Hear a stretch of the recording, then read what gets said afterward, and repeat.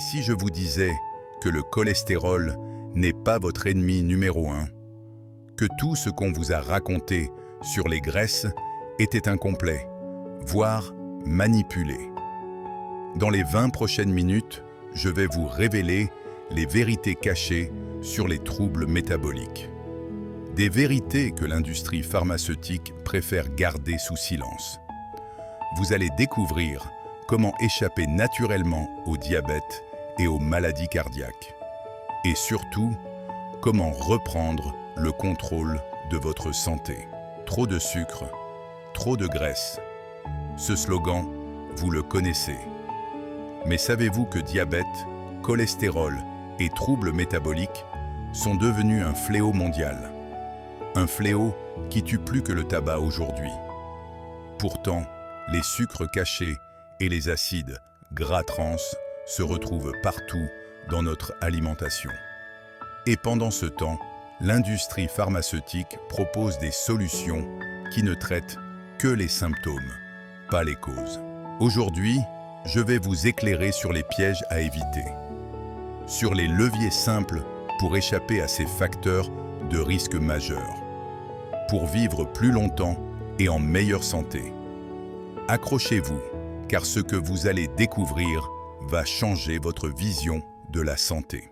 Commençons par comprendre ce dont on parle vraiment. Le syndrome métabolique, c'est quoi exactement?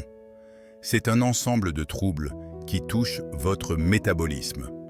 Excès de sucre dans le sang, excès de graisse dans le sang, obésité abdominale, hypertension. Ces troubles, pris isolément, peuvent sembler banals. Mais quand au moins 3 de ces critères sont réunis, attention danger. Voici les critères précis du syndrome métabolique. Un tour de taille supérieur à 102 cm pour les hommes et 88 cm pour les femmes. Un taux de triglycérides supérieur à 1,5 g par litre. Un taux de bon cholestérol trop bas. Une tension artérielle supérieure ou égale à 130 sur 85. Une glycémie à jeun supérieure ou égale à 1,10 g par litre. Vous vous demandez peut-être pourquoi c'est si important. Parce que les personnes qui présentent ce syndrome ont un risque 1,5 fois plus élevé de mortalité globale et un risque 2,5 fois plus élevé de mourir d'une maladie cardiovasculaire. Vous avez bien entendu, 2,5 fois plus de risques. En Europe, 15% des adultes sont concernés. C'est énorme. Mais voilà la bonne nouvelle. Ce syndrome peut être inversé grâce à des modifications simples de votre hygiène de vie. Pas besoin de médicaments lourds pour commencer. Juste de la volonté et les bons conseils. Maintenant que vous comprenez le syndrome métabolique, vous vous demandez sûrement « Qu'est-ce qui cause tout ça ?» La réponse va vous surprendre. C'est l'obésité qui tire toutes les ficelles. L'obésité tue plus que le tabac aujourd'hui. Laissez-moi vous donner quelques chiffres qui font froid dans le dos.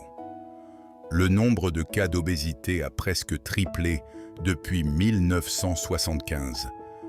En France, en 2021, 8,6 millions de personnes étaient obèses, soit 17% de la population adulte.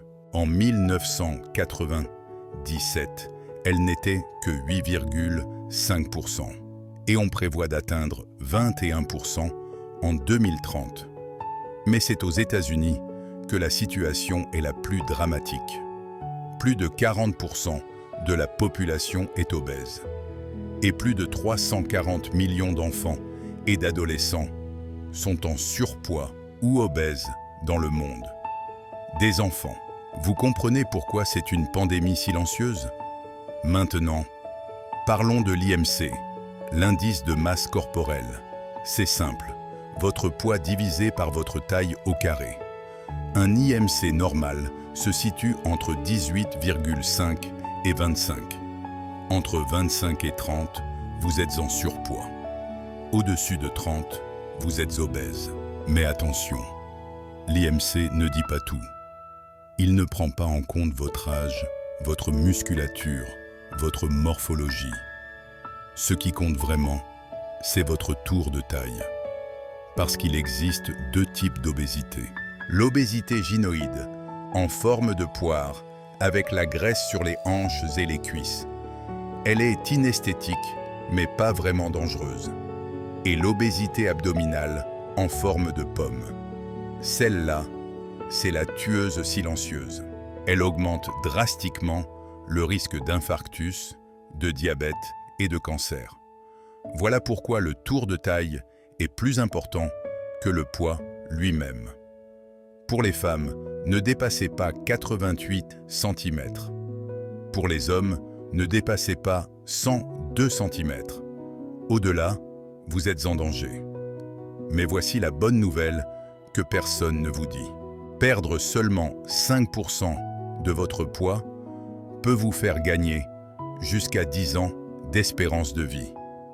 Vous n'avez pas besoin de perdre tous vos kilos. Juste quelques-uns suffisent pour réduire drastiquement les risques. Même le fameux yo-yo pondéral n'est pas néfaste contrairement à ce qu'on croit. Toute démarche pour perdre du poids, même temporaire, est utile pour votre santé. Vous comprenez maintenant le rôle central de l'obésité. Mais attendez de voir ce qui suit. Car le point numéro 3 va complètement changer votre perspective sur le diabète. Le diabète est en train d'exploser et les chiffres sont terrifiants. En 1995, il y avait 135 millions de diabétiques dans le monde. On prévoyait 270 millions en 2015. Mais en réalité, en 2015, on en comptait 425 millions. Une augmentation de 300% en 20 ans. En France, plus de 3,5 millions de personnes sont traitées pour un diabète. Mais on estime qu'il y a environ 5 millions de personnes concernées. Parce que beaucoup ne sont pas dépistés. Le diabète de type 2 représente 90% des cas. C'est celui qui est directement lié à l'alimentation et au surpoids. Et voici le paradoxe. Ce n'est pas une maladie génétique au sens strict. C'est une maladie épigénétique. Qu'est-ce que ça veut dire? Que oui, il existe des prédispositions familiales, mais que personne ne fait de diabète s'il s'alimente correctement. Vous pouvez influencer vos gènes de prédisposition. Rien n'est inexorable. Les enfants ne sont pas gros à cause de la génétique, mais d'abord à cause du mimétisme alimentaire. Ils mangent comme leurs parents. Comprenons maintenant comment ça marche. Le diabète, c'est un excès de sucre dans le sang. Quand vous mangez trop de sucre, votre pancréas sécrète de l'insuline. Cette insuline fait pénétrer le sucre dans vos cellules, et en particulier dans vos cellules graisseuses, où il sera stocké sous forme de triglycérides. Résultat, vous grossissez. Plus vous prenez du poids, plus vos cellules deviennent résistantes à l'insuline. On appelle ça la résistance à l'insuline. Votre pancréas doit donc produire encore plus d'insuline. Vous vous retrouvez en hyperinsulinisme chronique. Et cet excès d'insuline favorise le développement des cancers, car l'insuline est un facteur de croissance. Au bout d'un certain temps, le pancréas s'épuise. Il ne peut plus compenser vos excès alimentaires. Le diabète s'installe avec une augmentation chronique du sucre dans le sang. Comment savoir si vous êtes diabétique? La glycémie normale se situe autour de 1 g par litre. On parle de diabète quand la glycémie à jeun est supérieure ou égale à 1,26 g par litre, sur au moins 2 mesures. Entre 1,10 et 1,26, on parle de prédiabète. C'est là qu'il faut agir, avant que le diabète soit installé. Mais il existe un autre marqueur crucial, l'hémoglobine glyquée, A1C. C'est une molécule qui fixe du sucre en fonction de votre glycémie. Chez une personne en bonne santé, elle est toujours en dessous de 6%. Quand elle dépasse 7%, c'est qu'il y a diabète. Entre 6 et 7%, vous êtes dans la zone rouge. C'est le moment d'agir. Et voici ce que personne ne vous dit. Le traitement du diabète est simple. Manger moins de sucre et maigrir. C'est tout. Pas besoin de médicaments pour commencer. Juste changer certaines habitudes. Le diabète explose, vous l'avez compris. Mais qu'en est-il du cholestérol? Préparez-vous, car vous allez découvrir que tout ce qu'on vous a raconté est une manipulation. Le cholestérol, ennemi public numéro 1. C'est ce qu'on vous répète depuis 50 ans. Mais et si je vous disais que c'est un mensonge? Que le cholestérol n'est pas votre ennemi mais un allié indispensable à la vie? Regardons les faits. Le cholestérol est le précurseur de vos hormones sexuelles, de vos hormones surrénaliennes, dont le cortisol qui lutte contre l'inflammation, des sels biliaires qui digèrent les graisses, et de la vitamine D. Le cholestérol est aussi un constituant essentiel de vos membranes cellulaires. Pas assez de cholestérol et vos membranes deviennent trop labiles, trop souples.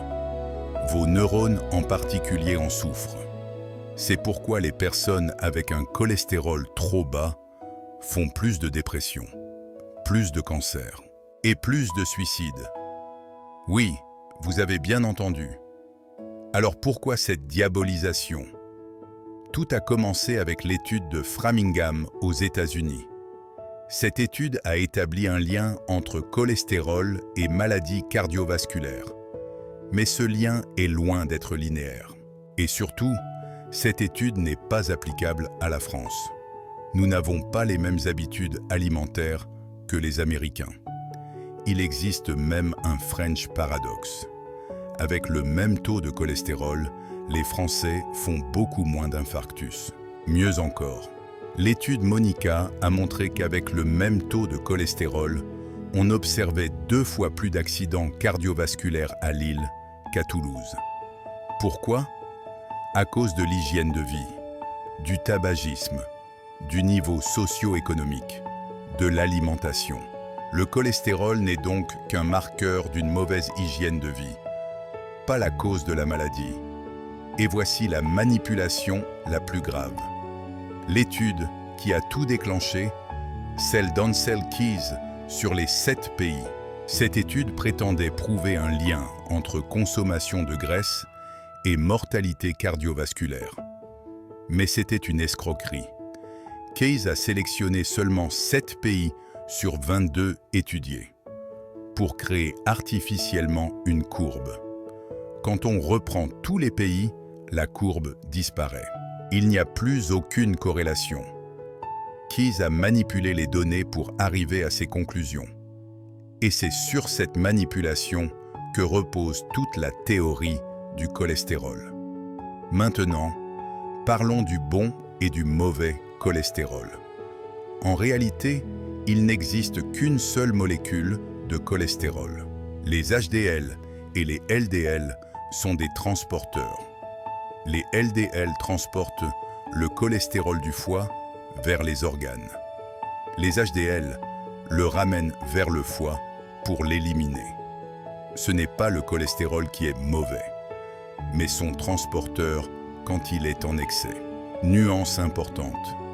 Et voici ce que l'industrie pharmaceutique ne veut pas que vous sachiez. Faire baisser artificiellement le cholestérol avec des statines ne retire pas une cause de maladie. Ça fait juste baisser un marqueur, sans agir sur la vraie cause, votre alimentation et votre hygiène de vie. Les statines ont des effets secondaires graves. Douleurs musculaires, troubles de la mémoire, diabète. Et elles ne font pas monter le taux de bon cholestérol. Elles n'apportent pas les acides gras essentiels. Elles ne traitent pas l'obésité, ni la sédentarité, ni les autres facteurs de risque. Vous voyez le tableau? le cholestérol n'est pas le coupable. Mais alors, que faut-il surveiller vraiment? Les triglycérides et surtout les acides gras trans. Et là, ça devient vraiment inquiétant. Les acides gras trans sont les véritables tueurs silencieux, bien plus dangereux que le cholestérol. Pourtant, connaissez-vous beaucoup de cardiologues qui en parlent à leurs patients? Très peu. Il est tellement plus simple de prescrire des statines. Les acides gras trans n'ont que des défauts, aucun avantage. Ils augmentent drastiquement le risque cardiovasculaire. Où les trouve-t-on?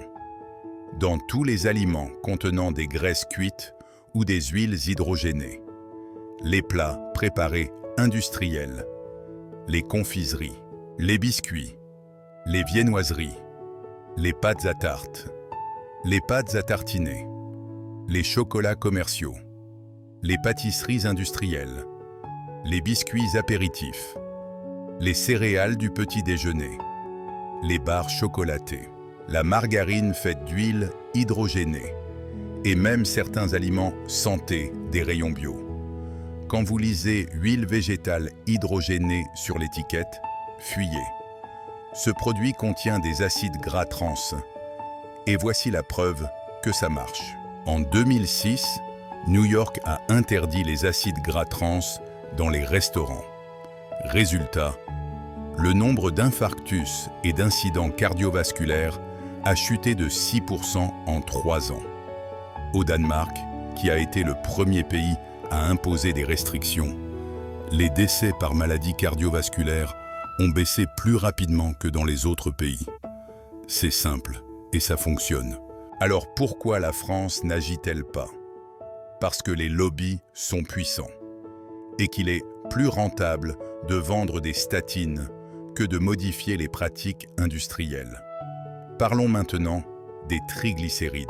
Contrairement au cholestérol, les triglycérides sont vraiment liés à ce que vous mangez. Mais attention, ce ne sont pas les graisses qui font monter les triglycérides, c'est le sucre et l'alcool. Vous avez bien entendu, quand vous mangez trop de sucre, il se transforme en graisse, en triglycérides. Pour lutter contre un excès de triglycérides, vous devez réduire le sucre, réduire l'alcool, réduire le pain, pas les graisses de qualité.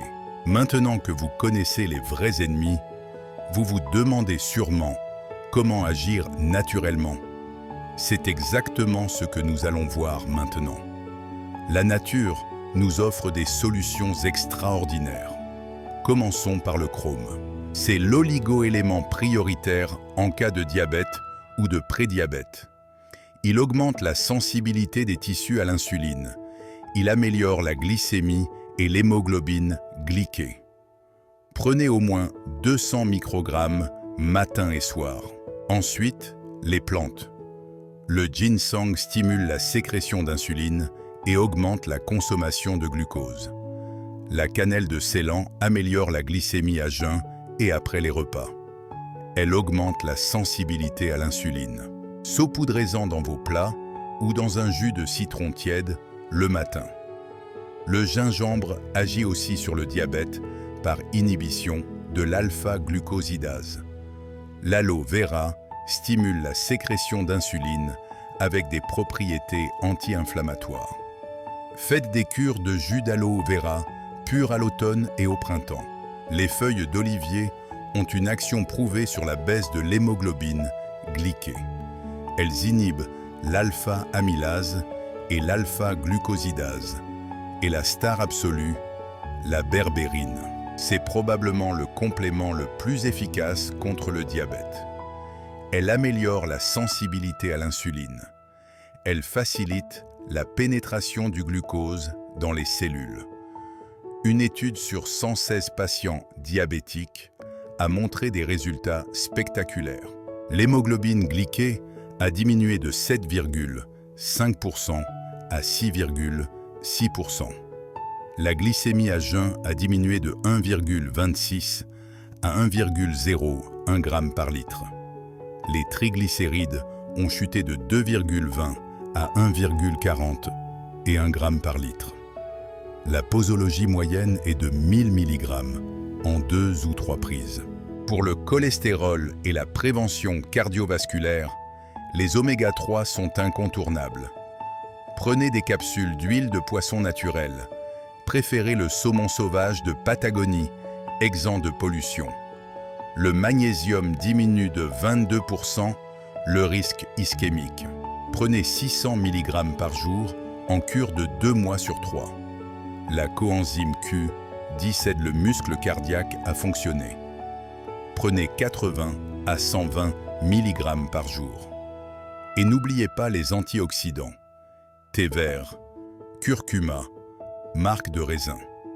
Ils protègent vos artères du stress oxydant. Vous avez maintenant toutes les solutions naturelles. Mais la clé absolue de votre réussite, c'est votre assiette. Et c'est ce que nous allons voir maintenant. Votre alimentation est votre première médecine. Aucun traitement, aucune démarche n'est plus efficace que la mise en place d'une alimentation adaptée. La référence absolue, la diète méditerranéenne. C'est incontestablement celle qui a montré tous les avantages, sans aucun piège ni inconvénient. Voici les règles d'or. Des végétaux à volonté. Légumes et crudités aux 2 principaux repas. 2 fruits par jour maximum si vous avez une prédisposition au diabète. Des légumes secs 1 jour sur 2 en moyenne. Des céréales 1 fois par jour. Du gras, mais que le meilleur. Fuyez le beurre cuit et la crème. Utilisez de l'huile d'olive pour cuisiner. Utilisez des huiles riches en oméga 3 pour assaisonner. Colza, lin, noix. Consommez régulièrement des poissons gras, sardines, maquereaux, harangues. Maximum 3 portions par semaine. Des oléagineux tous les jours. Amandes, noisettes, noix, noix de cajou. Ces fruits secs apportent de bonnes graisses, des fibres, des vitamines, des minéraux. Et des études récentes prouvent que les bonnes graisses ne font pas grossir. Troquez votre salière pour les épices. Réduisez drastiquement le sel.